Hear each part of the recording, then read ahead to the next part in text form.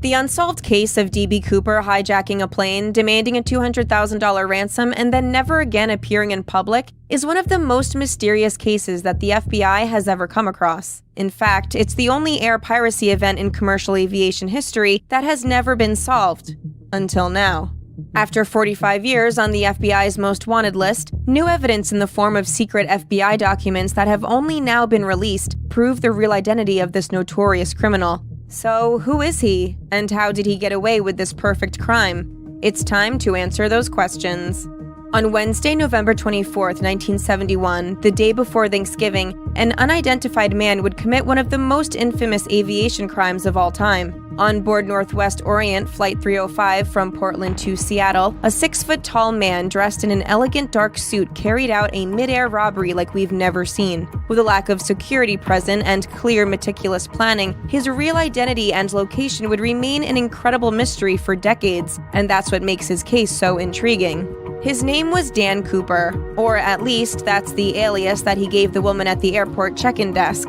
And, as most criminals do to avoid any paper trail, he used cold hard cash to buy the ticket. On board the plane, that's when it started to get interesting. The mid-air heist was clearly something Cooper had preempted, because the chaos began when he handed a flight attendant a handwritten note and whispered calmly, "Miss, you'd better look at that note, I have a bomb." The flight attendant took a seat next to Cooper, glanced into his briefcase, and quickly realized that the threat was very real. So she had no choice but to listen to his demands. What exactly did Cooper want?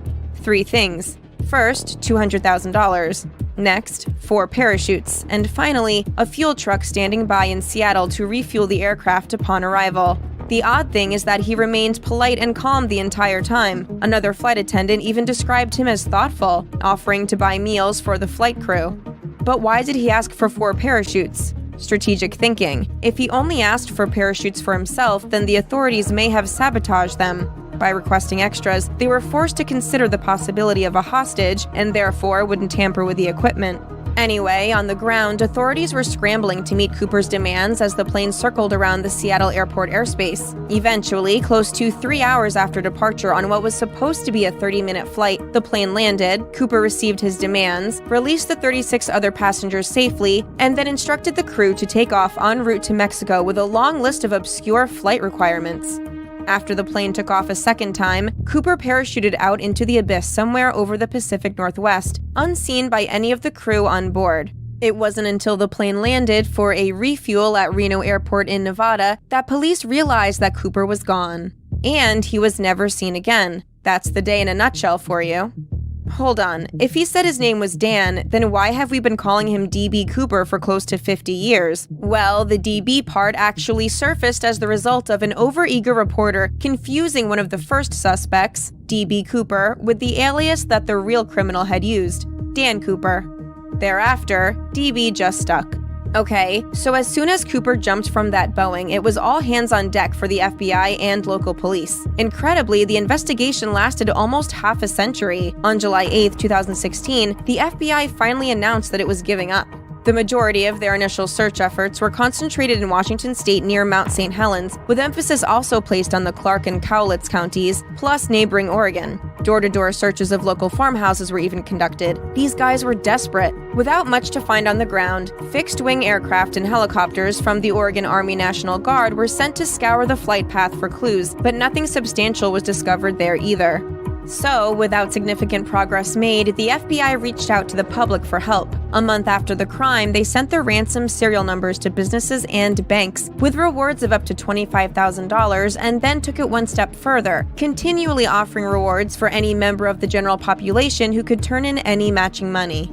Over the years, there were hundreds of suspects, but only a select few made a solid case. Richard McCoy Jr. was a name that floated around as the real D.B Cooper. Why? Because he committed a copycat crime in Denver in 1972. Since he was jailed for 45 years for the copycat crime, authorities had plenty of reason to suspect that he carried out the original one too.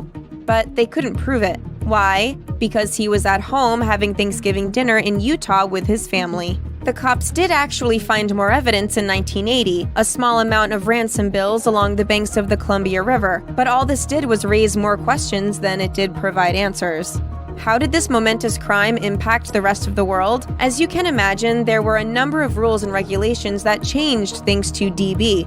Cooper's ransom was the most famous, but it certainly wasn't the only one. After 19 ransom attempts in 1972, in early 1973, the FAA began requiring airlines to search all passengers and their bags. And the new laws worked, reducing these sorts of acts to next to nothing in the year after.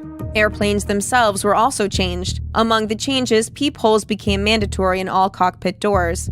For 45 years, D.B. Cooper was on the FBI's most wanted list. Now, with new evidence in the form of secret FBI files that have only now been released, including a long list of reports and testimonies, all signs point to one man. The name you need to know is Robert Rackstraw.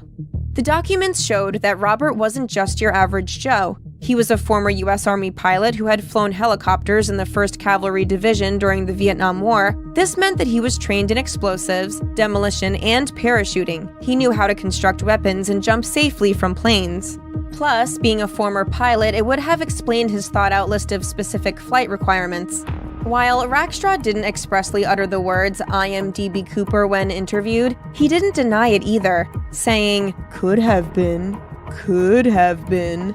And if that's not as clear as an indication as any, he also said, "I'm probably one of the only people who can close the case." The motive was clear too. The newly released documents reveal that he'd been kicked out of the Army for lying just a few months before the plane jacking. And if you don't believe he had criminal blood running through his veins, he stood trial for his stepfather's death as well, although was acquitted. But all of the new information pointing to Rackstraw adds layers of controversy as well. Some people believe that it could have been an inside job or was deliberately covered up by the FBI. They had all this information since the 70s but did nothing with it. But why? Because the newly uncovered FBI documents reveal that the investigators believed that D.B. Cooper, or should we say Robert Rackstraw, could have actually been an undercover CIA agent. Rackstraw's Vietnam field commander even confirmed it himself. In the words of cold case investigator Tom Colbert, "He got away with the ransom, invested it in property, and the FBI turned a blind eye, flat out lying and covering up his crimes to avoid embarrassing the government." That's all for how the FBI finally solved the case of D.B. Cooper. If you were on the run for decades, where would you hide? Let us know in the comments. Make sure to like this video, subscribe to The Richest, and join our notification squad. Thanks for watching, and we'll see you next time.